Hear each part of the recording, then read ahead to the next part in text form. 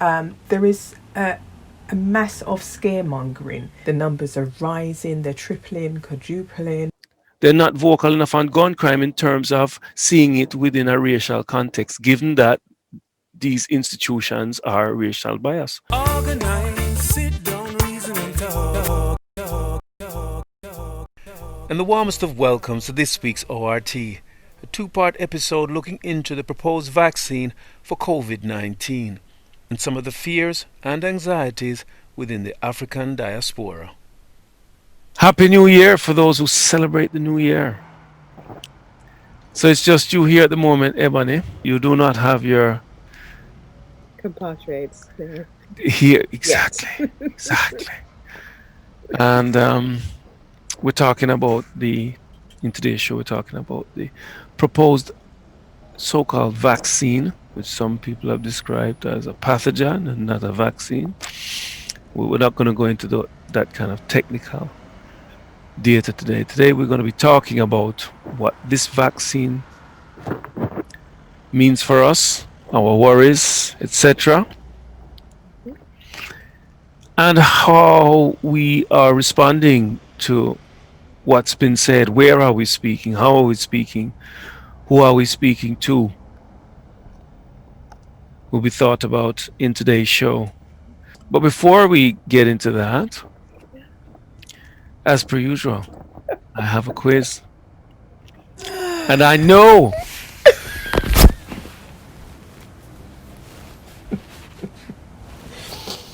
I'm with the sharpest brain when it comes to matter relating to melanated people.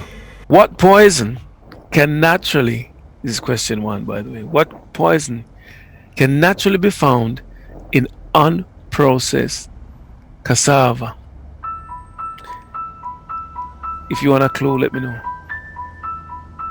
Trying to think back now, because I remember parents saying there's some poison in there. Okay, I'll take a clue. Part of it sounds like hide. Oh, is that cyanide? Yes, 100% right. Cyanide can be found naturally in unprocessed cassava. Can you imagine? And if you notice, I started with a food question, kicking off 2021 with a foodie. I know my people. Question 2. Now you're going to have to think on this one. This one's a bit difficult. Well, Okay. It may or may not be. Does that mean I get extra time too? Yes. Thank you. What sport does Dieter Henman play?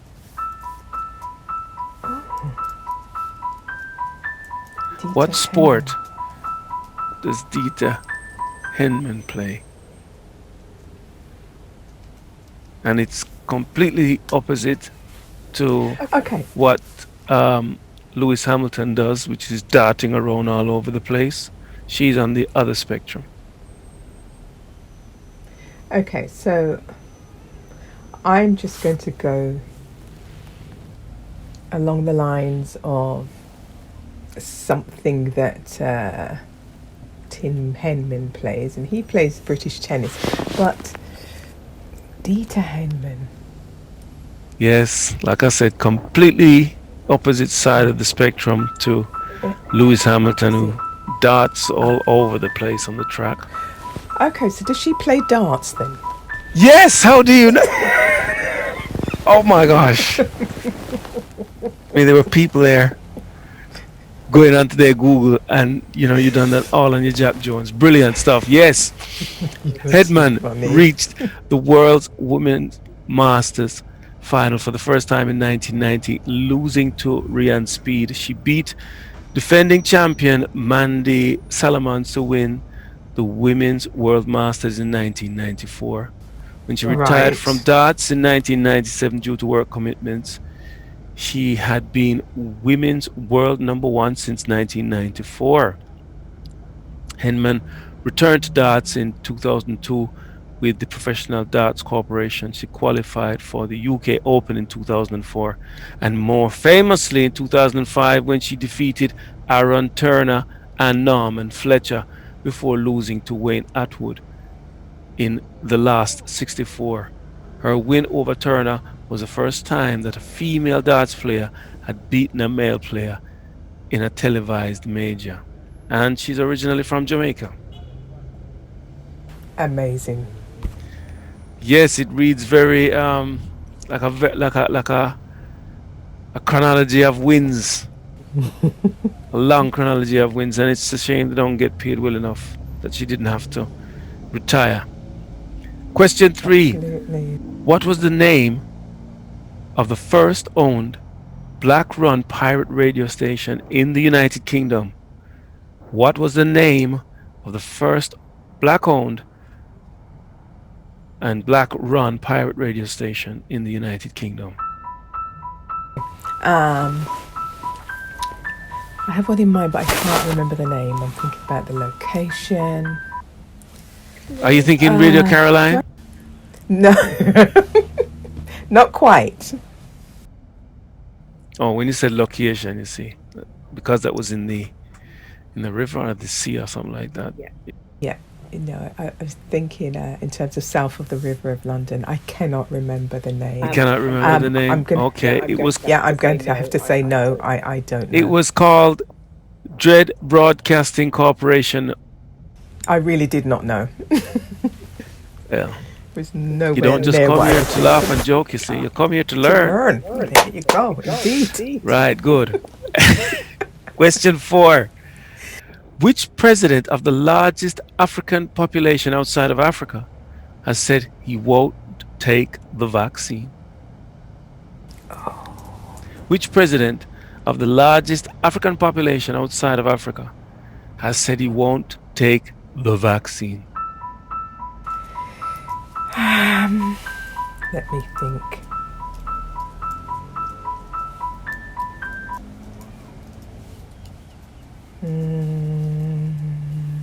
This is a real.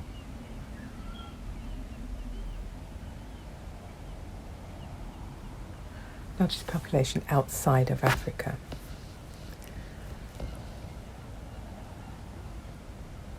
I think I'm going to have to pass on that one also because I'm. You're gonna kick yourself. Zimbabwe. You're gonna kick yourself. The 38th president of Brazil, Jair Bolsonaro, who contracted COVID-19, said, "If I take the vaccine and become an alligator or a woman, grow a beard, and men start to talk to me like feminine, it won't be my fault." The Supreme Court has made it mandatory, but not compulsory in Brazil.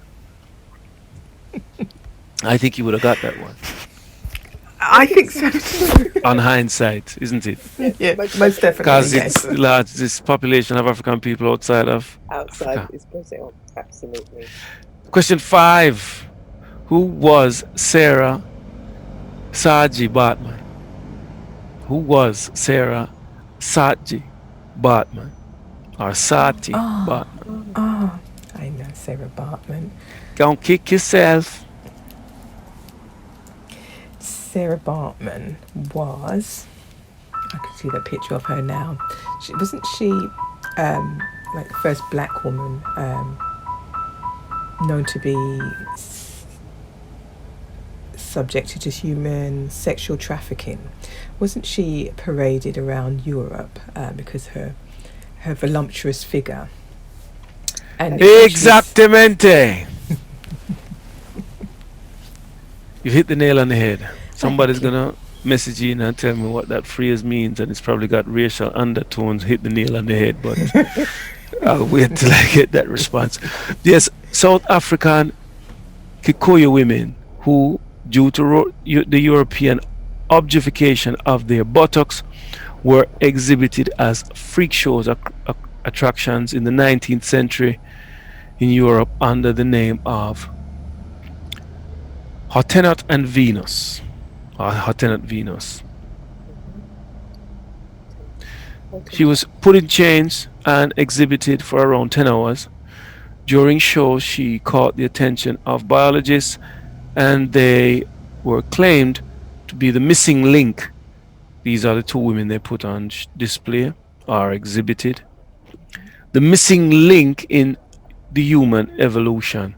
Thus, she was and her colleagues experimented on. Yes. And that is the final question. Well, you are the winner of today's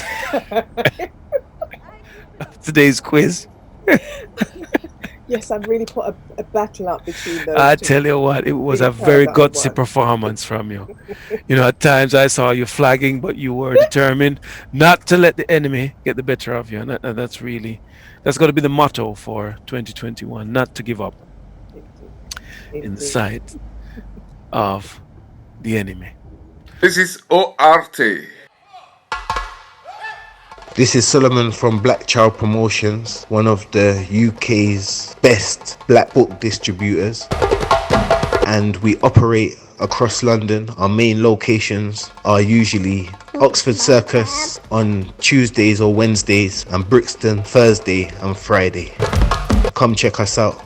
You can also check us out on Instagram at Black Child Promotions and Facebook Black Child Space Promotion. Peace, family.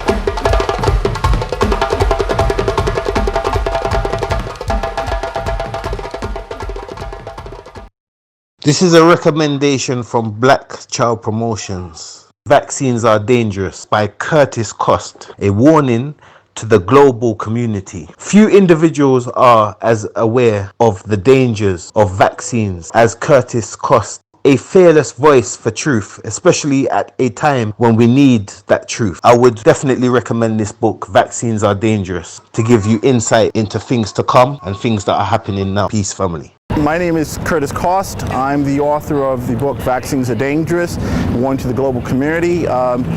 It's the updated version of the book, which will be coming out in a few weeks, this book here. I came to this rally to give my support because in my book I do discuss the H1N1 issue. And based on the research I've done, I think an argument can be made that it would be safer to be bitten by a rattlesnake than to take this H1N1 vaccine. At least there's a treatment regimen for a rattlesnake bite. There is no treatment regimen for whatever happens to you from this H1N1 vaccine.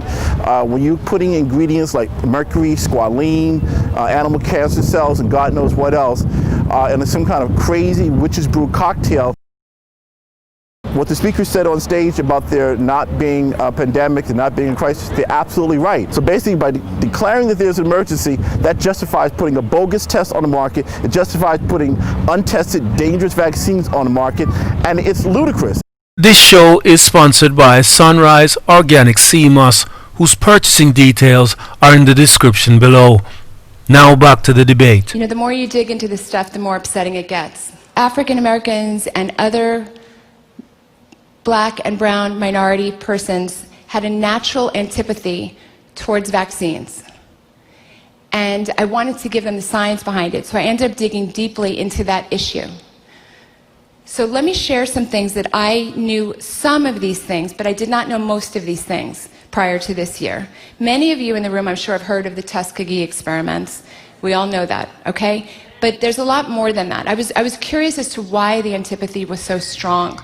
So let me give you some examples of where vaccines have gone wrong for black and brown people. So with the rubella vaccine, race and ethnicity were shown to affect the antibody responses like at a higher level than compared to Europeans. With the measles virus, I think many people in this room, they also had that same experience. With pertussis, was also the same. With the Inuit, they also had the same problem with the measles. Haemophilus influenza also had the same difference in their response. And the hepatitis vaccine also had this similar different response amongst races. Specifically, white boys were 64% less likely to have autism diagnosis relative to non-white boys when they gave the hepatitis vaccine to babies. Here we have examples well documented in the scientific literature of 6 different vaccines that were affecting people differently based on their races. When you read the language that the government is putting out about how to prioritize the vaccine, the experimental biological agent, they are making an overt and covert attempt to push this heavily on blacks and browns. The CDC is telling the public at large that getting an experimental vaccine is a good thing. but it's additionally telling black people that getting the vaccine is racial justice and it's an advantage. And I just have to say, as a scientist, I found it bizarre that we're talking about racial justice. Either something works scientifically or it doesn't. How is it racial justice to sign up first for an experimental biological agent that we don't know? Zambia must not inject any vaccine in any Zambian body before strenuous verification and validation is done to this vaccine. No injection should be inserted into a body of any Zambian. We must declare that the vaccine is unsafe until it is scientifically proved to be safe. Not by the Americans, like I said, not by the Russians, not by the Europeans, but declared safe by our own scientists and our own doctors. I heard somebody say, where are we going to get scientists and doctors? Well, if you can't verify what is given to you by your own people, then I suggest that you don't get involved in touching things that are made by others, because then you can be poisoned and we can all die like fools, like Martin Luther King Jr. said. If we are ignorant and we don't want to verify what we eat and what we inject in our bodies or ingest in our bodies, then I think that we do not have the sovereignty and we are not a state. We are now called a banana republic. But I believe that we have got some of the most educated scientists in this country and doctors who must be trusted to dissect the constitution of this vaccine and ensure that it is right and fit for our people. We may be poor, but we are not stupid. We can read when they write on the vaccine that this is not for distribution in the United States and this cannot be used in the European Union. This injection cannot, this vaccine cannot be used in Europe. They're even telling you that this is not for us because they've got some other substandard stuff that they make for us. How do you know the injection that was given to President Biden is the same vaccine that is coming here? You didn't check it when they put it on him. You have not compared that vaccine to the vaccine you have received. You can watch it on CNN and say, even President Biden got a dosage of it. Are you sure? Did you see it? Did you get the drop and analyze it that it's the same drop getting into an African's body? I think that we need to be more responsible. And our salvation outside God will be by responsible governments on the continent of Africa. Corrupt governments, those who are just looking for money from the West, are going to kill their people like fools. We shall die like fools if we have a government which is corrupt and is only waiting to be given money by the international community. We should never accept everything that comes to us without verifying it ourselves. So I shall not debate myself our reservations on the privileged information that we hold about the coming vaccine. I think I shall leave that out. I shall not deal with it. Suffice to say that I would not inject it into my body, my children's, or those I love who happen to be all Zambians. This position can only change if it is established by ourselves that the vaccine is safe. And an observation of the sharing for you to hold in mind throughout this discussion is a group of slaves are being faced with some form of instruction from the slave master. So the slave master calls them up and said, today everybody's going to get branded with the new logo for the brand. So instead of just having the R, you're going to have an R and a K and a W or whatever. So all the slaves listen to this and they just nod their heads. And when they go make their way back to the plantation, all of them start to mumble, saying, I don't want nobody come brand me. I don't want nobody brand me and reiterate it. So they start talk about it, what they seen when they was growing up, people being branded and all kind of stuff, and they don't want to do it no more. And the reason why I draw this analogy is because there is a lot of private talk about why black people shouldn't have or be given the vaccine, but we don't see much talking in public, especially from the frontline workers, the heroes. And this is something we have to think about as to why it is there is such a reluctance to speak up about why it is improper to be proposing a vaccine to people of African descent. Well, I thought about this, and one of the things, I think the most prominent thing that's come to my mind is a matter of trust and suspicion. And I think more so because of COVID, we are really limited to, or certainly restricted to, speaking to each other using the mediums of Zoom or Teams mainly and so forth, which is quite a public forum. Now we still have Facebook and the like, and they're public forums, but it feels like COVID vaccine is such an emotive matter, which it is, because there is so much uncertainty around it, and the virus itself, which is, we're told, the black community are more susceptible to catching, and there's lots of suspicion around that as well. I mean, I've never heard of a virus that is racially partial.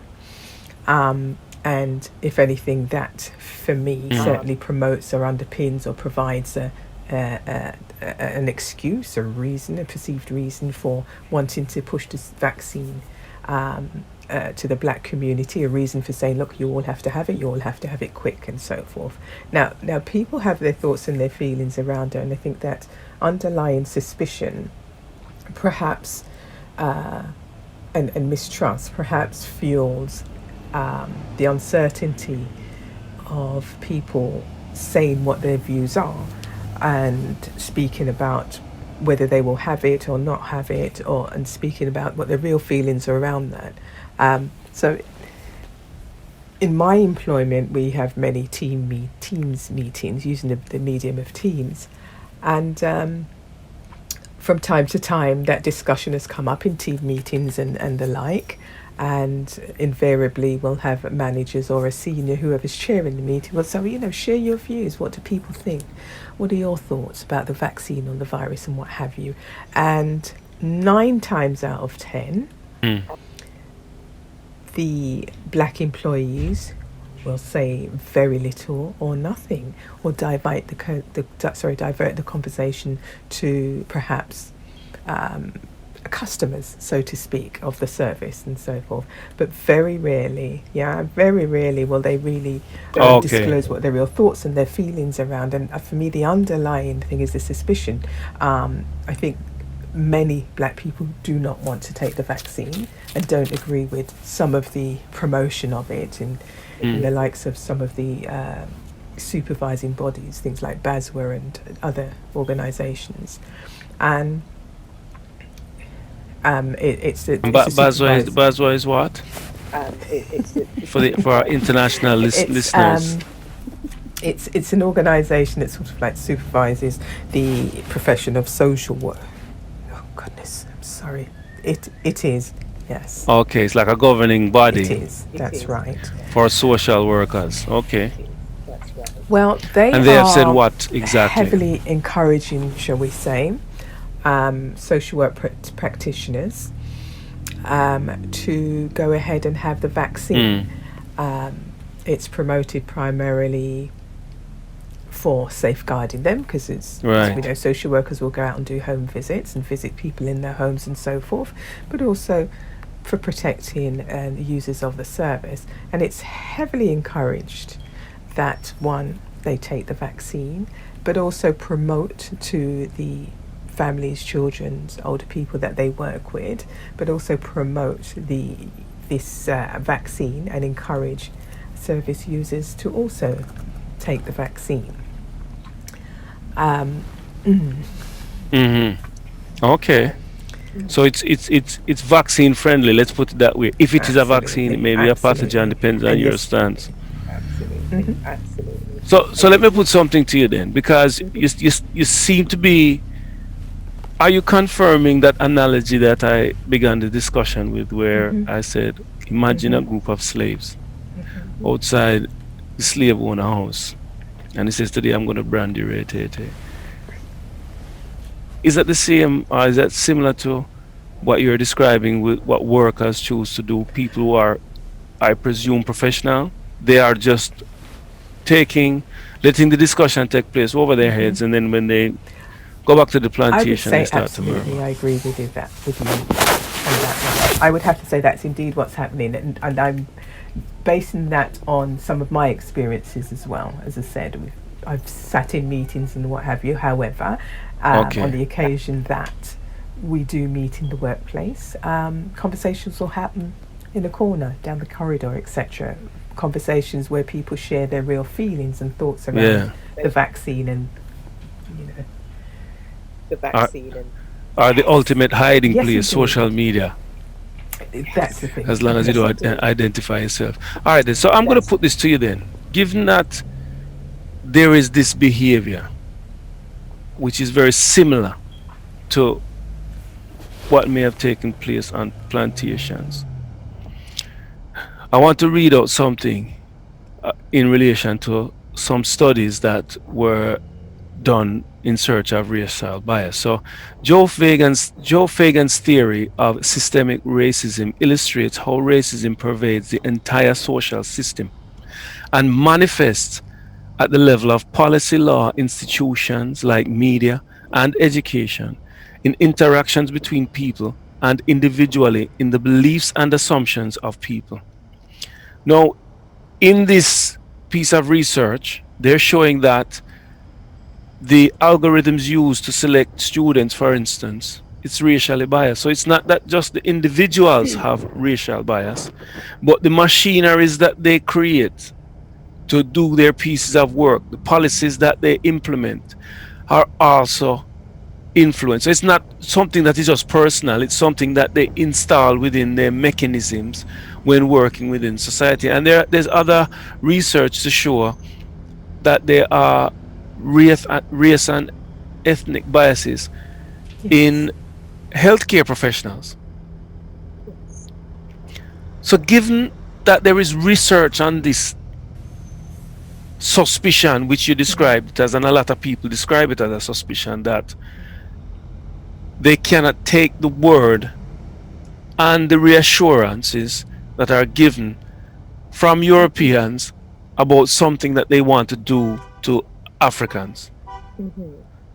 So if there is information supporting those arguments, why don't black professionals feel more confident to stand up and say, watcha, we have research on this, this is not just me and my friends sitting down and knock our head and share some experiences that we've had or we're still having about the system and its racism, because we come see it and our children see it.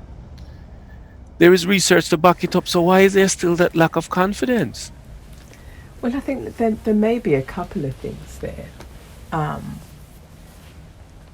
Perhaps there isn't a significant number of the black community that are availing themselves to that information, and perhaps are reliant on information that comes through social media and take it as read. All right. Stick up in. Stick up one on that. What I'm saying is black professionals, Yes. Those understand? These are people with degrees. Yes. Who know about research. Yes, indeed. Because the reason why I'm pushing the black professionals here is that they're meant to represent, unless I'm wrong, they're meant to represent communities. We would hope and expect to some extent that is the case. Yeah. I think we also have to remember, not that this should be a reason why it happens, but running alongside what you're saying, there is a mass of scaremongering. The media are pushing an agenda of statistics that really instill fear in many of our people. Okay. I've spoken to a number of people who had you asked me before I speak to them, would almost be certain that they wouldn't take the vaccine. But having spoken to them, a number of people are saying they will take it, and the reasons for that is based on a lot of this information that's coming in. I have to call it scaremongering because very often, the counter narrative isn't there to provide a balanced view. It's just, 100% feeding the narrative that, there's this vaccine, there is a new strain, there is a virus, there's a new strain, the numbers are rising, they're tripling, quadrupling, they're opening these, extended hospitals, and we're going to have people from nightclub owners who are giving their venues to small doctor surgeries, and they're all going to be set up to give this vaccine. Such is the pandemic and the urgency and the dangerousness of this virus. So, a lot of people are being scared by this information. Oh, okay. I want to just pose a slightly different question, because I get that. I get that people worry. I get that people are anxious. Going back to these pieces of research, they are confirming what we already knew, that the system is racially biased. Yeah.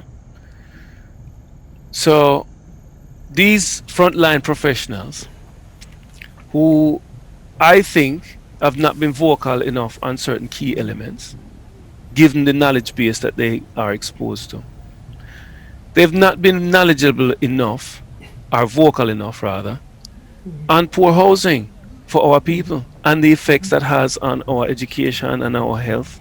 They've not been vocal enough on that. They've not been vocal enough on the diets that is also affecting us.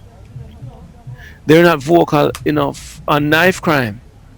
They're not vocal enough on gun crime in terms of seeing it within a racial context, given that these institutions are racial biased.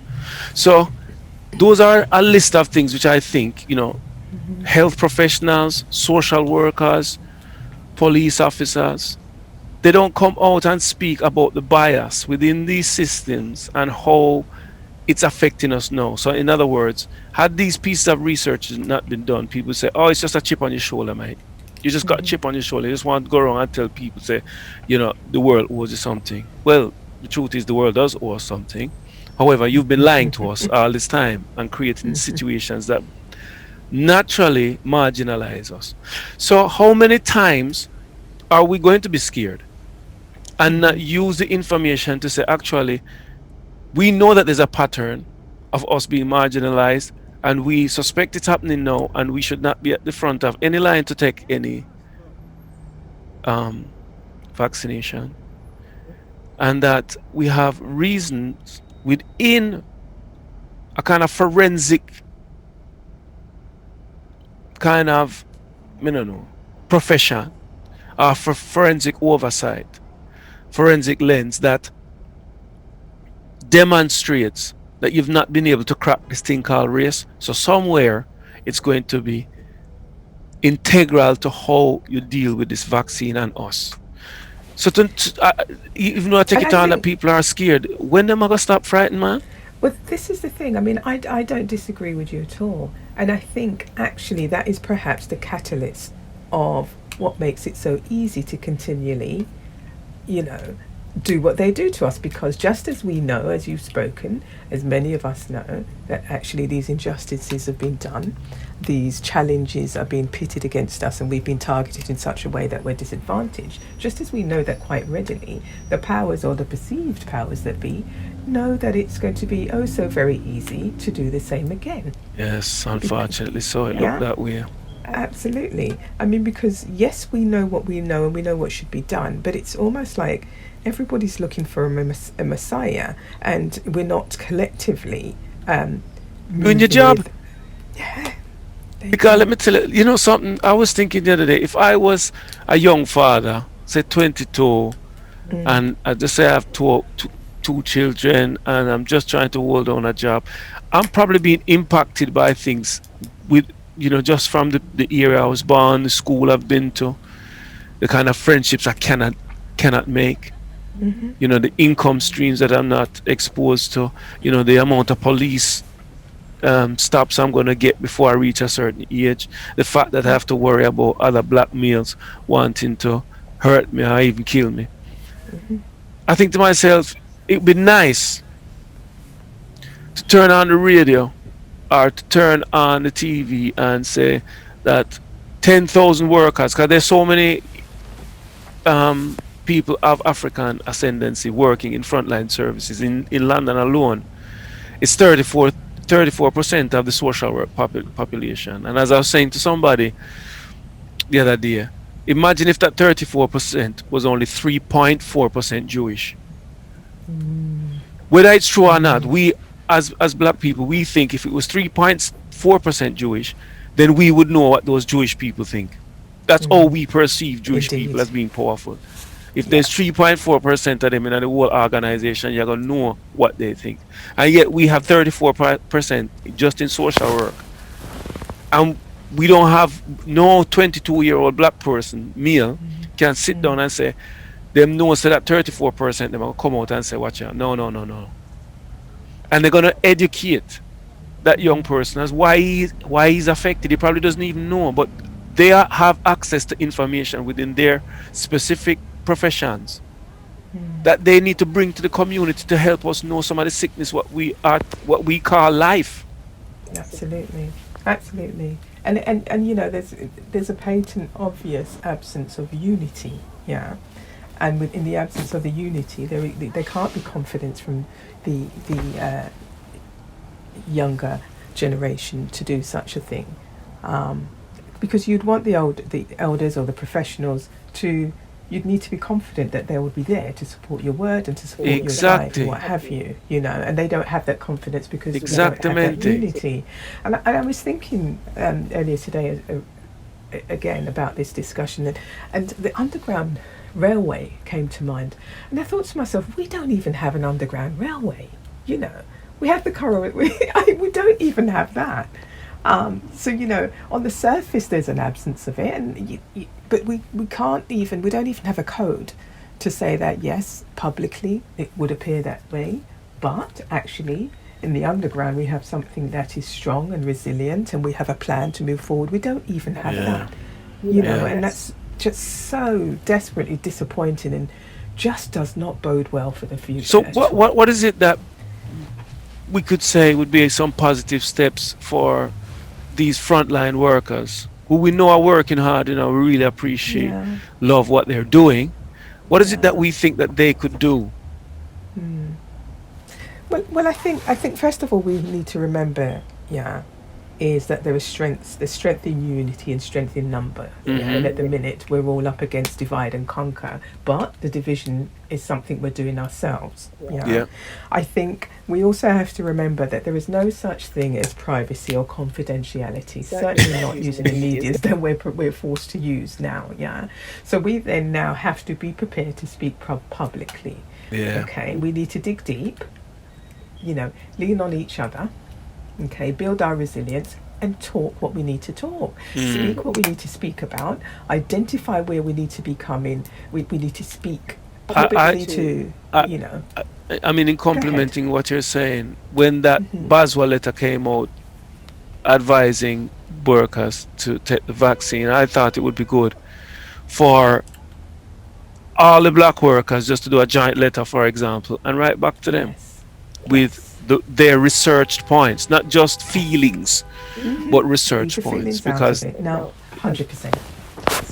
on why that proposal really it just completely disregards any efficacy around the profession, as if they said those things only did warrant when COVID never there. No, this is precisely why you have ethics. Absolutely, because we're not all the same, so we cannot be we can't be all written the same prescription. So in a sense, are we saying, I'm trying to give people some pointers, are we saying that we should hold them account to the values of their own professions, whether that's being a nurse, whether that's being a social worker, a police officer, whether we should, if we're working in these organizations, we must be able to hold the organizations to account to their own value base. 100%, because we're expected to work to those value bases. and work with people on an individual basis according to what, the rights they're entitled to, culturally, gender. There are lots of reasons why we need to work with people in a different way, and we're expected to work in that way. So yes, we should be holding them accountable. And we do have people whose relationship with the Creator means they don't want to interfere with their body like this. They would prefer to keep them faith and die. That's right, and that's their right, and they should have the right to do that. You would think. I would think so, absolutely. You would think they have the right, but Well, yes, apparently, indeed. in the COVID vaccine world, then these things are now discarded in the rush to create security, 100% predictability. Yes, indeed. And I think alongside, and equally if not more importantly, as well as holding BASWA to account according to their ethics and their values that we're expected to work towards, we as a black community, we also need to be fighting, okay, and certainly making it publicly aware what our feelings are, yes, ma'am. why that is, and our feelings in terms of the vaccine, taking it or not, etc. And we should have our agenda be clear up there. Being a black community, I don't think, and I think it's real. It doesn't make sense to me that we're really not standing up and vocalizing what it means for us and our thoughts. You know something? It doesn't make sense until you go to the metaphor, which is, and the question is, do we consider ourselves, or consciously consider ourselves, that we're still slaves? There's only a slave with cowardice way. That's what I'm saying. 3.4% Jews gonna make you know what they think is the perception. Well, this is what I'm saying. I mean, I agree with that. And this is how we are behaving. I mean, I was going to say, it doesn't make sense to me that it's very publicly put out there that the black community are more susceptible to COVID, okay? And it's been put out there, we read what we read, but there's been no vocalizing, there's been no call to answer to that. There's been nothing from. Well, maybe people are there now. People will hear this now, and them feel to move towards action. And really, it's about having the conversation, but also, like I said, I'm focusing on professionals now because I think we're being underserved. I think professionals know that they're underserving, and it's not intentional. Sometimes they just need little roadmaps, little pointers of encouragement. So I'm saying, you've got the degrees, you know how to research topics, you've got an internet now, you don't have to leave your house and go to the library, you can research things, and in 5 minutes you can get loads of stuff. That doesn't necessarily prove what you want to say, but at least says, listen, this is what separates us from some of the other nations. Yes. And this is how your system is not seeing that. And I think there are loads of professionals who want to say that, but they probably need to see that other people are doing it. And I'm saying, now is an opportunity now where our backs are against the wall. And if there was a time that we needed to focus in on what makes us different, now is the time. Yeah, I agree. I think we have to abandon our fears. And there are likely to be many fears. People are perhaps anxious about, this keeping their jobs, putting their head a bit. Well, but even that, again, keeping your job. Because it doesn't necessarily keep your job, but I'm thinking... You might as well say if they want to make you into a cyborg, because that's thinking. Anxiety breeds a certain level of thinking, doesn't it? So this is what I mean by abandoning the fears. Put aside your fears. No, you're right. It's laughable. It's laughable given who we say we are. We say we are a godly people. That's one of the things that separates us. And right now, if somebody come and say, well, we're going to have to make you into a cyborg, that's the only way you're going to function in the universe, because you need to be constantly hooked up to the internet. Yes.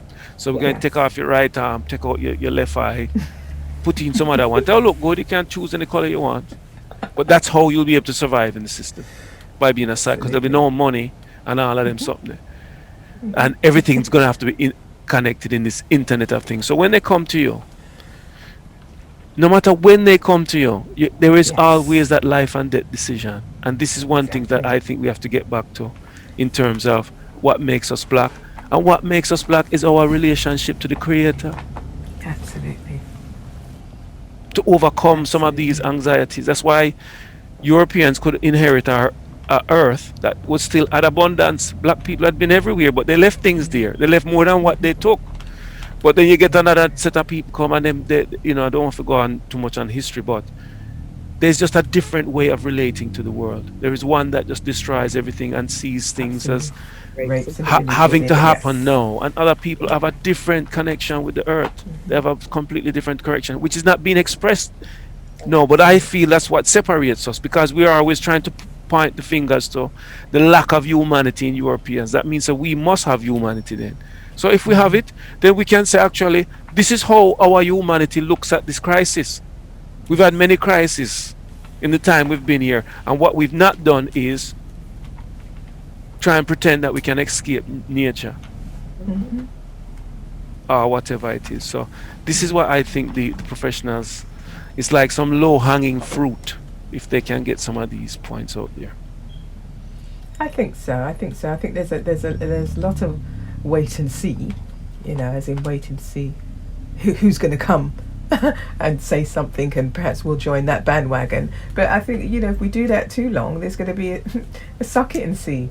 Should soak it up because it's here and just take what you get. Because in the absence of doing anything. Like I said, quintessentially, we're here. Professionals are here to serve the communities as much as they are Yes. we want you to have holidays. We want you to have a mortgage. We want you to have some nice cars and send your children to good school. But serve us, no man. Please. Indeed. When something like this happens, serve us, man. Come up on the radio and say, yeah, because some of us, we're too caught up in this madness to even know we can pause and go research and look and form an argument. But there are people we know who have degrees. And as a matter of fact, if they go to certain colleges and universities and there aren't enough black people, they tell them the university or the institution, you're racist. My kind of people aren't welcome here. So Yes. what kind of person are you that you're qualified? Which group you There you belong go. to? There you go. There you And go. again, I'm not saying go into your office and kick open the door and start calling people names. I'm saying No, absolutely formulate not. a well-researched response. Absolutely. I mean, and then I think also, that may be beyond what some people think that they can do. But we have different levels of academics in the profession, as you said, and and respond to the call as well. Responding to the call is important. Because I know of somebody who's started a Facebook page, Black Frontline, a page for Black health and social care, and hospitality professionals to speak about COVID-19 and the proposed vaccine. Okay. Now, I know that's been shared far and wide because I received it as well. But it's, I look at it and I wonder how many people are responding to the call because the numbers are quite low.